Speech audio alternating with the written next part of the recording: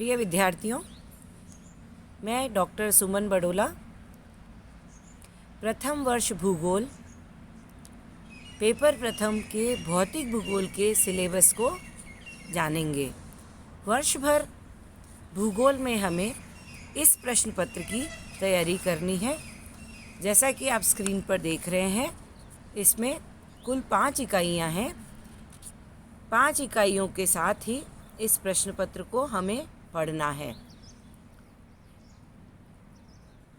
इकाई प्रथम, भौतिक भूगोल में भौतिक भूगोल की परिभाषा एवं विषय क्षेत्र। हम जानेंगे कि भौतिक भूगोल में क्या है, उसकी परिभाषा क्या है, भौतिक भूगोल से तात्पर्य क्या है। इन सभी तथ्यों को इसमें हम समझेंगे। द्वितीय, पृथ्वी की उत्पत्ति। विभिन्न विद्वानों के द्वारा पृथ्वी की उत्पत्ति की विभिन्न संकल्पनाएं दी गई हैं। उन संकल्पनाओं को हमें पढ़ना है और समझना है कि जिस पृथ्वी पर हम निवास करते हैं उसकी उत्पत्ति किस प्रकार से हुई है या किन प्रक्रियाओं के तहत हुई है। जैसा कि हम जानते हैं कि भूतकाल के प्रमाण वैज्ञानिकों ने दीर्घकाल तक एकत्रित किए हैं और उसके पश्चात ही उन्होंने अपने सिद्धांत दिए हैं, क्योंकि यह एक बहुत ही रहस्यमय विषय है। क्यों इनके उत्तर अभी स्पष्ट रूप से हमें नहीं मिल पाए हैं, तो इसमें हमें जेम्स जीन्स की ज्वारीय परिकल्पना और बिग बैंग के सिद्धांत को पढ़ना है। इन सिद्धांतों को हम पढ़ने के पश्चात ही जान पाएंगे कि विद्वानों ने किस प्रकार से यह अनुमान लगाया है। तृतीय चैप्टर हम देख पा रहे हैं, पृथ्वी की अभ्यंतर या आंतरिक संरचना। हम सभी जानते हैं कि पृथ्वी ऊपर से जैसी दिखाई देती है, भीतर से वैसी नहीं है। क्योंकि जब भी हम कभी देखते हैं ज्वालामुखी का लावा निकलता है या पृथ्वी के भीतर बहुत सारी स्थितियां हमें भूकंपिक हलचलों से पता चलती हैं, तो इन सब का अध्ययन भी भूगोल का विद्यार्थी होने के नाते करना अति आवश्यक है। क्योंकि पृथ्वी की सतह और उसकी विषमताओं को समझने से पूर्व पृथ्वी की उत्पत्ति और पृथ्वी की आंतरिक संरचना भी जाननी आवश्यक है। तो पृथ्वी की आंतरिक संरचना, पृथ्वी विभिन्न यंत्रों के द्वारा, विभिन्न प्रमाणों के द्वारा, विभिन्न वैज्ञानिकों के द्वारा किस प्रकार से होगी, इसे हम समझेंगे। नेक्स्ट, इसके बाद आप चैप्टर देख रहे हैं महाद्वीपों एवं महासागरों की उत्पत्ति, वैगनर का महाद्वीपीय प्रवाह सिद्धांत और प्लेट विवर्तनिकी। महाद्वीप एवं महासागर जो आज हमें दिखाई दे रहे हैं, उनकी उत्पत्ति, उनका वितरण किसी एक सिद्धांत के तहत प्रस्तुत करने में वैगनर महोदय का बहुत अधिक बड़ा योगदान रहा। वैगनर ने सिद्धांत दिया, तत्पश्चात वर्तमान में इसी से संबंधित प्लेट विवर्तनिकी सिद्धांत जो ये मानता है कि पृथ्वी की भूक्रस्ट या ऊपरी परपटी बहुत सारी भूप्लेटों के द्वारा बनी हुई है और यही भूप्लेटें स्वतंत्र रूप से पृथ्वी के दुर्बलता मंडल पर भिन्न भिन्न दिशाओं में प्रवाहित हो रही हैं। इसी के परिणाम स्वरूप विभिन्न प्रकार के पर्वतों का निर्माण और पर्वत निर्माण के सिद्धांत को भी नेक्स्ट चैप्टर में हमें अध्ययन करना है। जो नेक्स्ट चैप्टर है पर्वत निर्माण के सिद्धांत, कोबर का भूसन्नति पर्वत निर्माण सिद्धांत एवं प्लेट विवर्तनिकी सिद्धांत। विभिन्न सिद्धांतों के द्वारा यह स्पष्ट किया जाएगा कि पर्वतों का निर्माण जो कि हमें आज दिखाई दे रहे हैं वो किस प्रकार से हुए हैं। द्वितीय इकाई में पृथ्वी की समस्थिति की संकल्पना का अध्ययन हमें करना है। समस्थिति का तात्पर्य भूतल पर जितने भी पर्वत, पठार, मैदान, विभिन्न प्रकार की जो हमें स्थल आकृतियाँ दिखाई दे रही हैं वो विभिन्न आकारों में है, विभिन्न उनका घनत्व है, परंतु फिर भी ये धरातल पर आकृतियाँ स्थिर रहती हैं। और ऐसा ही कोई निश्चित रूप से कोई प्राकृतिक नियम होगा जिसके अंतर्गत ये स्थिर रहती हैं। इसीलिए हमें आइसोस्टेसी का सिद्धांत, द थ्योरी ऑफ आइसोस्टेसी, जो ये स्पष्ट करता है कि पृथ्वी पर किसी भी प्रकार से एक समस्थिति है, क्योंकि पृथ्वी परिभ्रमण कर रही है और उसके ऊपर उठे हुए पर्वत, पठार, मैदान, गहराइयों में सागर, महासागर यदि स्थित है तो उनका संतुलन किस प्रकार से बना रहता है, इसको हम इस अध्ययन में जानेंगे। तत्पश्चात एक सिद्धांत आपको हमें अध्ययन करने के लिए दिया गया है, विरूपण, भ्रंश एवं वलन। विरूपण, भ्रंश एवं वलन से तात्पर्य पृथ्वी की आंतरिक हलचलों के परिणाम स्वरूप विभिन्न प्रकार की पृथ्वी की आंतरिक गतिविधियां अंतर्जात बलों से होती हैं। इन्हीं अंतर्जात बलों के कारण जो शक्तियां कार्य करती हैं, उससे भूपृष्ठ के अंदर उत्पन्न होने से बाहर की तरफ जो प्रभाव उत्पन्न होता है वो हमें जानना है। ऐसी स्थिति में भूगर्भ की विवर्तनिकी प्रक्रियाओं से उच्चावच की भिन्नताएं उत्पन्न होती है। अतः भ्रंश और वलन, भूगोल के विद्यार्थी होने के नाते ये आंतरिक क्रियाओं में हम पूर्व में भी स्कूल में पढ़ चुके हैं कि वलन और भ्रंशन अंतर्जात बलों का परिणाम है।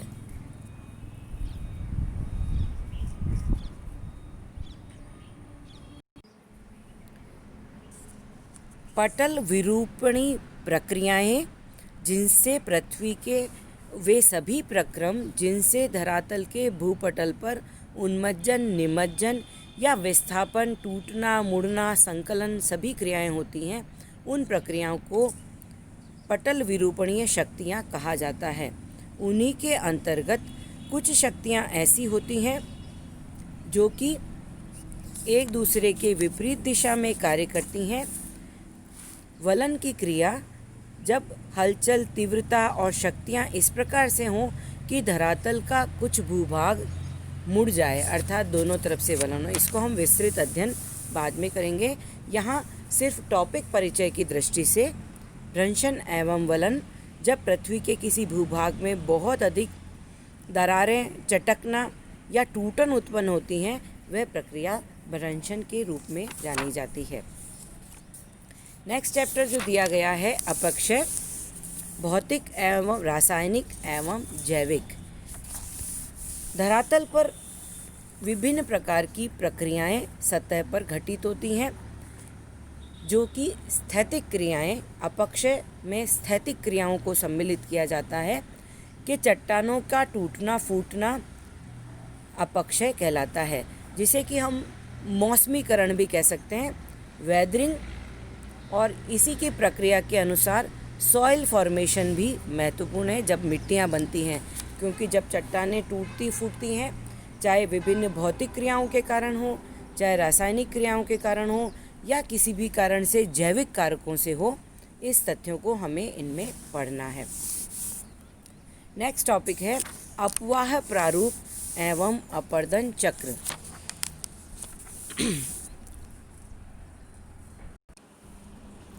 धरातल के स्वरूप को परिवर्तित करने में अंतर्जात बल एवं बहिर्जात बल दोनों का ही योगदान होता है और दोनों ही निरंतर क्रियाशील रहते हैं।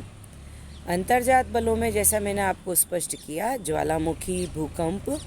वहीं बहिर्जात बलों में नदियाँ, वायु के द्वारा, हिमनद के द्वारा, भूमिगत जल के द्वारा एवं सागरीय लहरों के द्वारा ये बल कार्य करते हैं। अंतर्जात बल जहाँ पर विभिन्न विषमताओं को उत्पन्न करते हैं, बहिर्जात बल उन्हें समान करने का निरंतर प्रयास करते रहते हैं। और इन भूतल की इन विषमताओं को समाप्त करने में ये जो बल जब कार्य करते हैं तो उनसे प्राप्त सामग्री को वो एक जगह एकत्रित करते हैं, जमा करते हैं। इसी प्रक्रियाओं को समझने के अंतर्गत हम अपर्दन चक्र और उसके साथ जुड़े हुए सिद्धांतों का अध्ययन करेंगे। इस अपर्दन चक्र की संकल्पना को समझेंगे। उसके पश्चात डेविस एवं पैंक के सिद्धांत को पढ़ना है। स्थलीय रूप में जैसा कि मैंने आपको बताया 5th टॉपिक कि विभिन्न अपर्दन के जो प्रक्रम हैं, ये जो कार्य करते हैं अपने अपने विशिष्ट क्षेत्रों में ये कार्य करते हैं, जैसे नदियाँ, हिम नदी, सागरीय जल एवं वायु के द्वारा विभिन्न प्रकार के स्थल रूपों का निर्माण होता है। इसका हमें अध्ययन करना है। 3rd यूनिट आप स्क्रीन पे देख रहे हैं। भौतिक भूगोल के अंतर्गत हम स्थलमंडल, जलमंडल, वायुमंडल का अध्ययन करते हैं।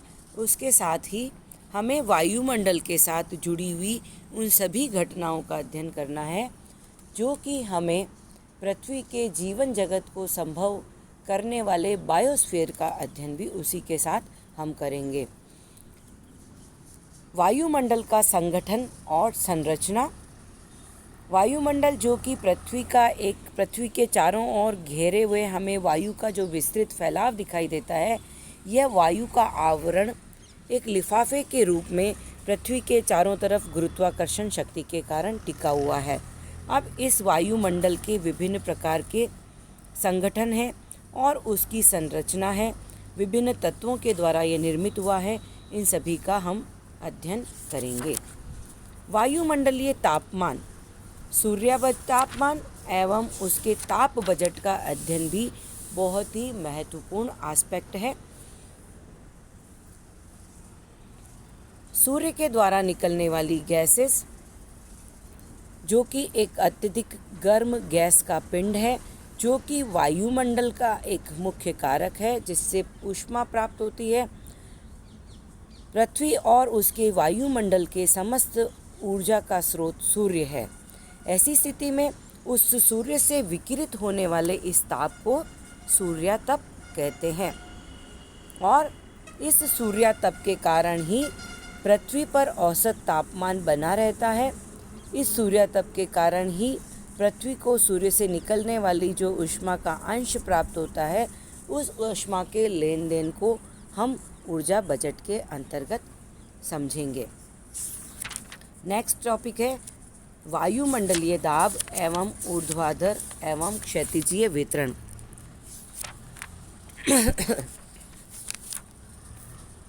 पृथ्वी के तापमान के साथ ही वायुदाब भी जुड़ा हुआ है। यह एक सामान्य नियम है कि तापमान एवं वायुदाब दोनों ही एक दूसरे से विपरीत हैं।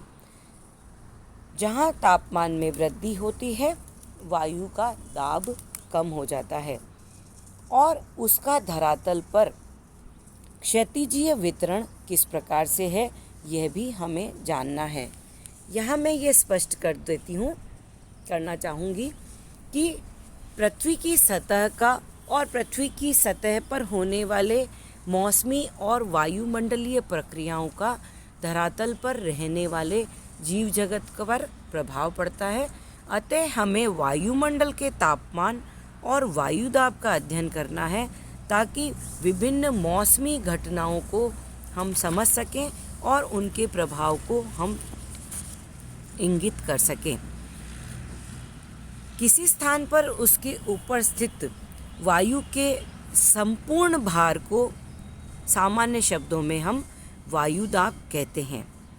यह वायुदाब जलवायु और मौसम वैज्ञानिकों के लिए बहुत ही अधिक महत्वपूर्ण है। वायुदाब विभिन्न कारकों से स्वयं प्रभावित होता है, जैसा कि मैंने अभी कहा तापमान कि जैसे जैसे तापमान बढ़ता है वायु फैलती है, एक्सपांड होती है। ऐसी स्थिति में वायु का घनत्व कम हो जाता है। ऐसे कई कारकों का अध्ययन और वायुदाब का धरातल से ऊंचाई पर होने वाला वितरण, इन सभी तथ्यों का हम इस टॉपिक के अंतर्गत अध्ययन करेंगे। इसी के साथ नेक्स्ट टॉपिक आप देख पा रहे हैं पवने, ग्रहीय, सामयिक एवं स्थानीय पवने और जेट स्ट्रीम। यहाँ मैं पुनः स्पष्ट करूँगी कि तापमान वायुदाब के साथ ही जुड़ा हुआ है महत्वपूर्ण तत्व जो कहलाता है पवने। वायुदाब पवने एक स्थान से दूसरे स्थान के और चलने वाली वायु को कहते हैं। अब जब वायु दाब में अंतर होता है और धरातल पर अलग अलग स्थानों पर अलग अलग वायु दाब की स्थितियाँ उत्पन्न हो जाती हैं, तब ऐसी स्थिति में वायु दाब की विषमताओं को संतुलित करने के लिए यह एक प्राकृतिक प्रयास है जिसके अंतर्गत पवनें प्रारंभ होती हैं। ऊर्ध्वाधर दिशा में यदि यह प्रवाह होता है तो इन्हें एयर करंट्स या वायु धारा के रूप में जाना जाता है, और क्षैतिजीय रूप से धरातल पर एक स्थान से दूसरे स्थान पर जब ये पवनें चलती हैं तो इन्हें वायु के चल प्रवाह को पवनें कहा जाता है। आगे चलकर हम जानेंगे कि पवनें कितने प्रकार की होती हैं, ग्रहीय, सामयिक एवं स्थानीय पवनें। इसी के अंतर्गत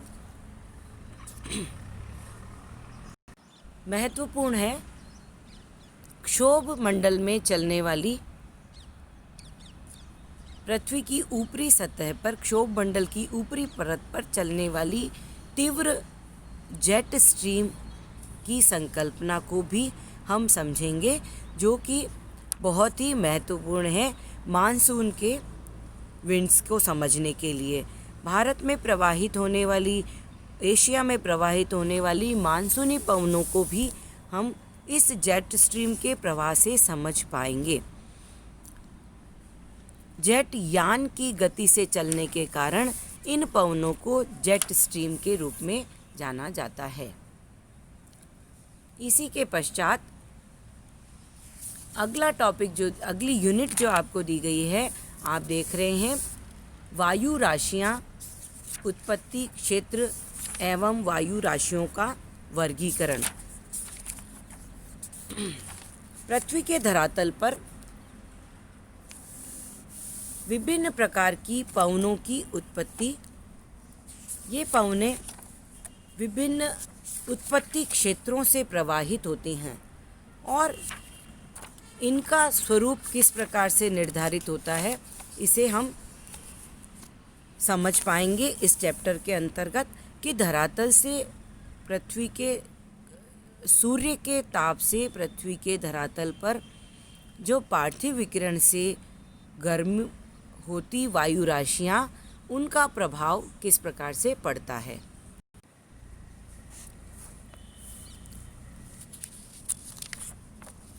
वायुमंडल का एक विशाल और विस्तृत भाग, जहाँ पर तापमान और आर्द्रता लगभग समान होती है, वहाँ पर वायु राशियाँ बनती है। वायु की परतें उन गुणों को आत्मसात कर लेती हैं और उन गुणों को एक स्थान से दूसरे स्थान पर जब फैलाव होता है तो वह विस्तृत भूभाग का फैलाव वायु राशियों के रूप में जाना जाता है।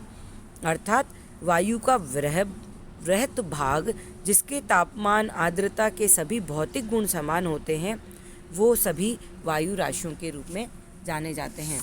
और उन्हीं वायु राशियों के प्रवाहित होने पर हम देख रहे हैं, नेक्स्ट चैप्टर है, वाताग्र या सीमाग्र उत्पन्न होते हैं, जहाँ पर भी वायु राशियाँ उत्पन्न होती हैं और जब वो भ्रमण करती हैं, एक स्थान से दूसरे स्थान पर जाती हैं, तो दो वायु राशियों के मिलन क्षेत्र को वाताग्र कहते हैं। इसी वाताग्र का अध्ययन हमें करना है। नेक्स्ट टॉपिक आप देख रहे हैं चक्रवात, जिसमें है उष्णकटिबंधीय चक्रवात एवं शीतोष्ण कटिबंधीय चक्रवात। चक्रवात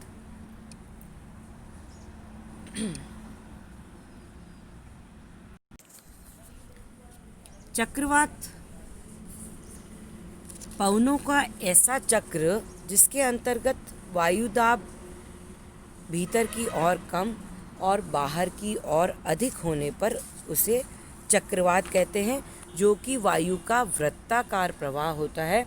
उसी के अंतर्गत शीतोष्ण कटिबंधीय क्षेत्रों में चलने वाले चक्रवात और उष्ण कटिबंध में चलने वाले चक्रवातों का हमें अध्ययन करना है। प्रति चक्रवात उसी की विपरीत दशा है, जहाँ पर उसके नाम से ही स्पष्ट है कि प्रति चक्रवात के केंद्र में उच्च वायु भार और बाहर की ओर निम्न वायु भार होता है। इसी के साथ हमें अगले चैप्टर में अध्ययन करना है क्लासिफिकेशन ऑफ क्लाइमेट से संबंधित विभिन्न प्रकार की क्लाइमेटिक कंडीशंस को देखते हुए विभिन्न विश्व की जलवायुओं का वर्गीकरण करने के प्रयास किए गए हैं। उसी प्रयास के अंतर्गत कोपेन नामक एक विद्वान हैं, जर्मनी के प्रसिद्ध वैज्ञानिक, उनके द्वारा विभिन्न जलवायुओं का वर्गीकरण हमें इसमें समझना है।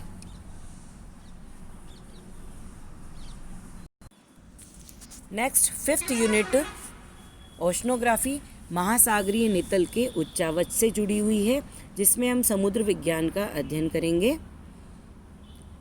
महासागरीय नितल के उच्चावचीय स्वरूप हिंद महासागर के नितल का उच्चावच। यहाँ कन्फिगरेशन ऑफ ओशन फ्लोर, जैसा कि हम सभी जानते हैं कि जलमंडल हाइड्रोस्फीयर के अंतर्गत भी पर्वत, पठार, मैदान जो हमें ऊपर दिखाई देते हैं, वैसे ही महासागरीय तली पर भी विभिन्न प्रकार के उच्चावचीय स्वरूप होते हैं। उन स्वरूपों का हमें अध्ययन करना है। महासागरीय जल का एक सेकंड एस्पेक्ट हमें पढ़ना है, जिसमें हम पढ़ेंगे महासागरों में लवणता एवं तापमान का वितरण। महासागरीय जल में भी तापमान में गर्म और ठंडा जल पाया जाता है, जो कि महासागरीय जल की गतियों का कारण बनता है। ऊष्मा से, सूर्य से जो प्राप्त ऊष्मा होती है, उसके द्वारा उसके महासागरीय जल का तापमान समान न रह करके भिन्न भिन्न हो जाता है, और उसी का जल का वितरण किस प्रकार से उसे हमें समझना है। यहाँ पर नेक्स्ट चैप्टर जो आपको दिया गया है, महासागरीय धाराएं, अटलांटिक एवं प्रशांत महासागरीय जल की धाराएं हैं। जैसा कि हम सभी जानते हैं, महासागर का जल शांत नहीं रहता है, और उस जल में होने वाले परिसंचरण को महासागरीय धाराओं, तरंगों और ज्वार भाटा के द्वारा हम समझ पाएंगे।